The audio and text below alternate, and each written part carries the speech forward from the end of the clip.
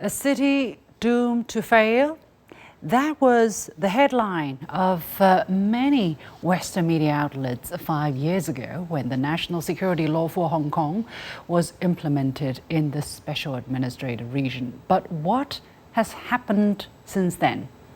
Last October, Hong Kong was once again ranked the world's freest economy. In June, the city's global competitiveness rose to third place in the world, the first time since 2019. That's according to international standing. In the face of persistent narratives predicting Hong Kong's decline, it seems the national security law for Hong Kong has brought something new to the city. What role has the law played in safeguarding one country, two systems? What are the challenges going forward? I'm pleased to be joined from Hong Kong by Junius Ho Kwan-yiu, member of the Hong Kong Legislative Council, someone who is personally, I would say, affected by the chaos in 2019. Junius, thank you very much for joining us and welcome to The Point. To start off the conversation, I do want to unfortunately go back to that dark day in 2019 when you were stabbed by a young man in Tuen Mun during a district council election campaign. You were injured.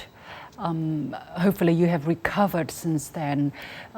Do you still remember that dark period in the history of Hong Kong and all the chaos and disorder that was happening and the attacks against you simply because of your different political view? And has the change moved on and taken a new light?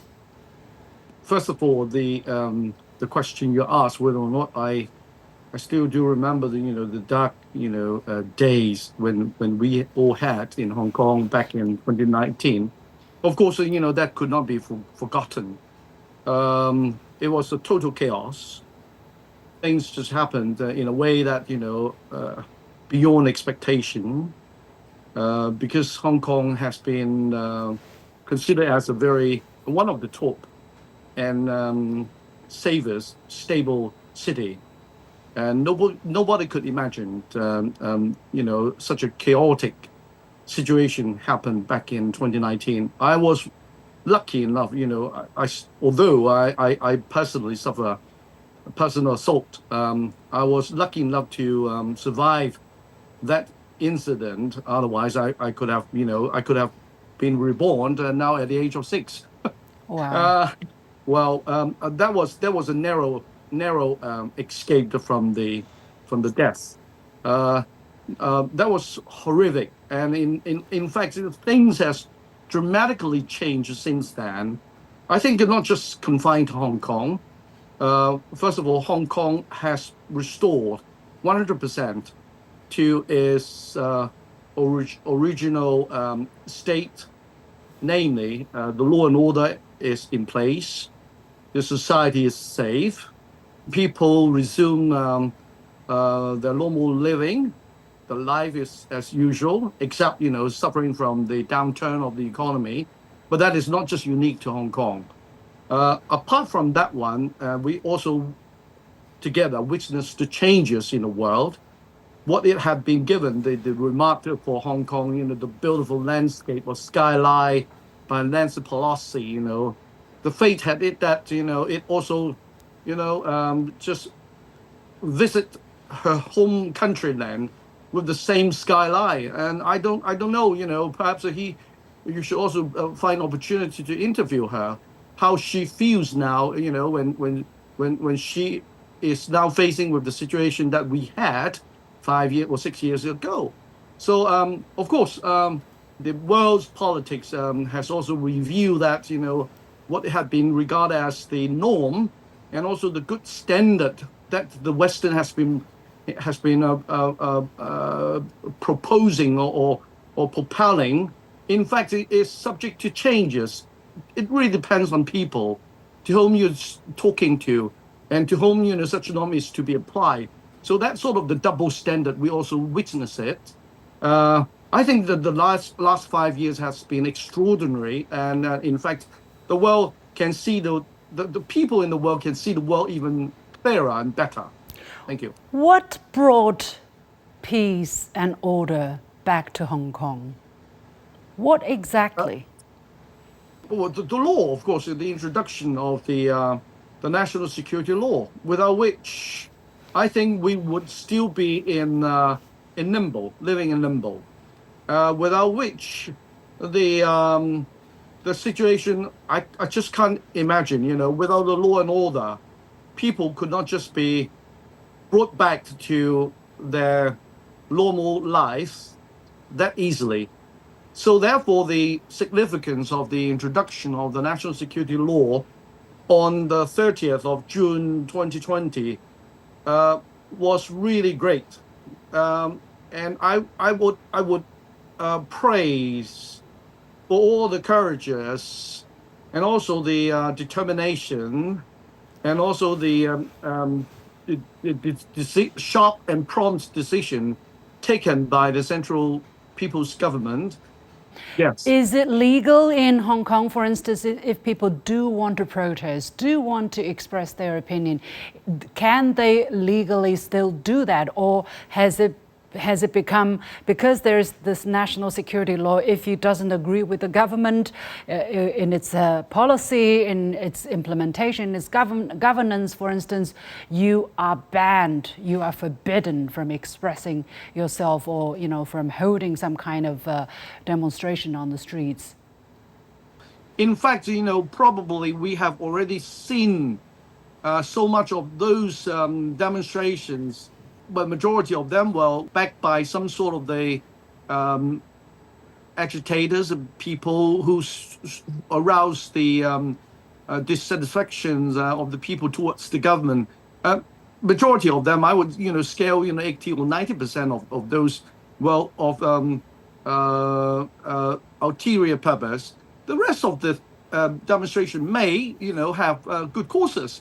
Now, in the last 5 years, I seldom see this sort of the demonstrations, the large scale, being organized in the street. However, uh, small and petty demonstrations at street, which is confined to the location just opposite the government headquarters. It happens quite frequently too. So therefore, the freedom of speech is still there. But I think people in Hong Kong have come to the conscience and not to abuse this sort of the action, so that to twist the ultimate meaning that they want, or the messages they want to convey across. And in fact, there are multiple purposes, multiple channels, multiple means to express one's view, Yeah. not necessarily go to the street. Yeah. There are some numbers about the number of people who have been arrested because of using the national security law. And according to John Lee, the chief secretary, the number is actually quite small, only less than 1% of the number of people arrested in Hong Kong on an annual basis. What is your assessment of the use of this law, of the implementation of this law? What kind of balance has the SAR government strike a balance between the deterrence of such a law and the actual implementation of it? Strict but measured. Would that be your understanding, assessment? I don't have the figure in hand. I'm not the government spokesman either.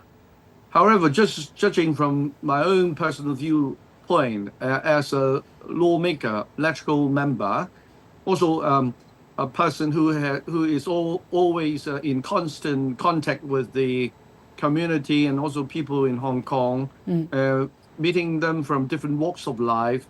First of all, I don't hear any comment saying that Hong Kong is going through a so-called that sort of the strict or stringent restriction on them, so that their personal freedom and liberty is in jeopardy. No, not even a slightest 0.00001%. No. Secondly, concerning about the arrest, whether or not it is exorbitant or just out of proportion, again, I don't think so, because I was always in the front line. I knew what had been going on back in 2019. The the prosecution brought, towards those people who will to stand a trial still represent a very small number as compared to the people who came out to the streets and do not just peaceful demonstration or protest. Actually, they were doing more than naughty thing, just sabotaging and damaging public utilities. I don't think that all of those people have been arrested. Well, eventually brought to trial. A majority of them, I still think that not just prosecute, although some of them may still be subject to some sort of the bail extension, that sort of arrangement.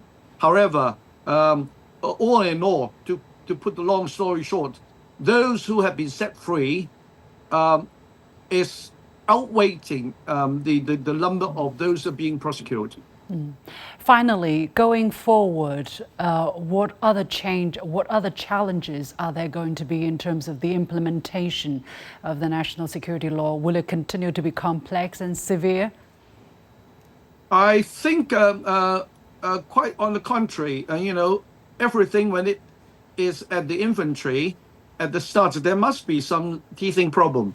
I think we have already overcome and passed that sort of the teething problem. We had to surmount it, and in fact, I can predict that by with all these programs and educational projects launched out to enforce the national security education awareness among the young people, the better the way and the smoother the path that we will be going through.